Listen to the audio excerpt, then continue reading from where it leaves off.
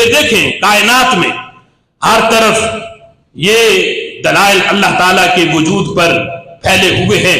یہ درخت ہو، یہ چرند پرند، یہ ساری چیزیں اللہ کے وجود کے اوپر دلالت کرتی ہیں.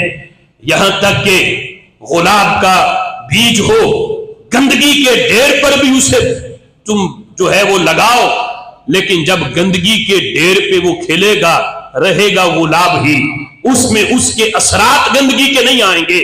جو گندگی کے ڈھیر پر اگنے والے گلاب کے اندر بھی اس کے اثرات نہ آنے دے، اس ذات کو وحدہ لا شریک کہا جاتا ہے. پھر قرآن میں تو جا بجا اللہ نے انسان کو متوجہ کیا، یہ دیکھو یہ دیکھو، اس میں تم غور و فکر نہیں کرتے. اللہ فرماتا ہے یہ دودھ جو روز پیتے ہو اسی پہ غور کر لو آتا کہاں سے ہے.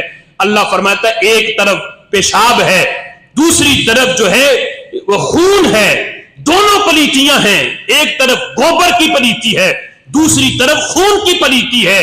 ان دونوں کے بیچ سے میں تمہیں صاف اور ستھرا اور پاکیزہ دودھ پینے کے لیے مہیا کرتا ہوں. سوچے تو صحیح کہ گوبر کے بیج سے اور خون، نہ اس میں گوبر کی امیزش ہے نہ خون کی امیزش ہے.